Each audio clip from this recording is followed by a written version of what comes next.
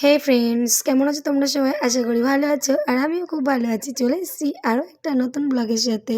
তো এটা ছিল পঞ্চমীর দিন। আর পঞ্চমীর দিন দেখতে পাচ্ছ আমরা ৫ জন পঞ্চপাণ্ডব মিলে বেরিয়ে গেছি ঠাকুর দেখার উদ্দেশ্যে। আর এখানে আমার ছেলে বলছে যে ফ্রেন্ডস আমরা সবাই বেরিয়েছি, কি করব না করব।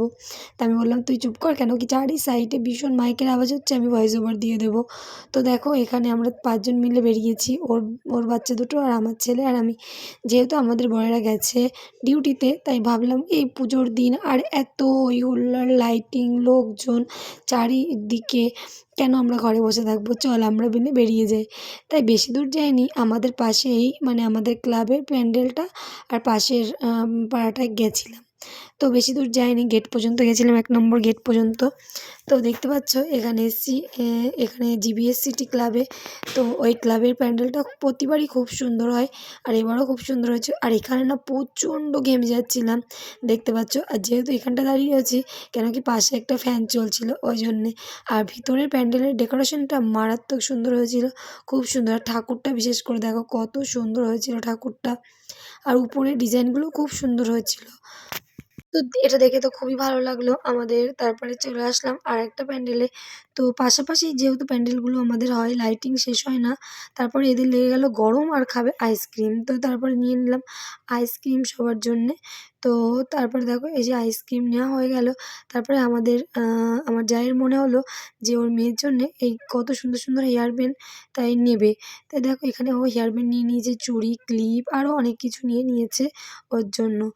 আর দেখো এদিকে এই প্যান্ডেলটার ভিতরটা কত সুন্দর হয়েছে, ঠাকুরটাও খুব সুন্দর হয়েছে। তো এই দুটো প্যান্ডেল দেখে আমাদের এত কষ্ট হয়ে গেল, দেখতে পাচ্ছ ঘেমে অস্থির হয়ে গেছি। আর বাচ্চা নিয়ে মানে সম্ভব না, মানে ভীষণ অস্থির করে দিচ্ছিল ওরা। তারপরে দেখো ওদের আবার একটু আইসক্রিম খাওয়ালাম, গরম লেগে গেছে তাই জন্য ওদের আর কিছু খেতে ইচ্ছে করছে না, শুধু বলছে আইসক্রিম খাবো।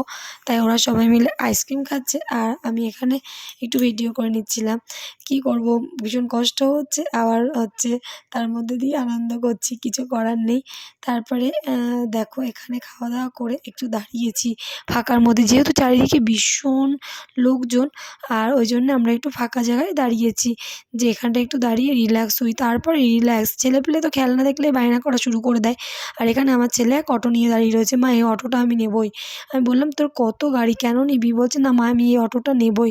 এই অটোটা নিয়ে আমি ভ্যানে উঠে গেলাম। তারপরে আমরা সবাই ভ্যানে উঠে গেলাম, যে চল বাড়িতে যাই, আর ভালো লাগছে না। একটু হেঁটে হেঁটে এসেছিলাম কিন্তু বেশি দূর না, তবুও আর সম্ভব হচ্ছে না, তাই ছেলেপেলে নিয়ে উঠে গেলাম ভ্যানে। আমরা বাড়ির পথে চলে যাচ্ছি। যখন বেরিয়েছিলাম আমাদের ক্লাবের প্যান্ডেলটাই আমরা দেখিনি, ওটাখানে হয়েছিল হানাবাড়ি। তো ওটা দেখেই আমরা বাড়ি চলে যাব। তো চলো ওটা দেখতে থাকো। আর আমার ব্লগটা ছিল এই পর্যন্তই। তোমাদের যদি ভালো লাগে অবশ্যই লাইক করতে ভুলো না, কমেন্ট করো আর সাবস্ক্রাইব করে আমার চ্যানেলের পাশে থেকো। যারা ফেসবুক থেকে দেখছো অবশ্যই ফলো করে দিও। সবাই ভালো থেকো, সুস্থ থেকো। আর এই দেখো সেই হানাবাড়ির প্যান্ডেল, দেখতে পাচ্ছ এটা ছিল আমাদের ক্লাবের প্যান্ডেল। আর আমরা এটা না দেখেই চলে গেছিলাম, আর এখানে দেখে না মারাত্মক ভয় লাগছিল। যাই হোক, চলো সবাই টাটা, ভালো থেকো।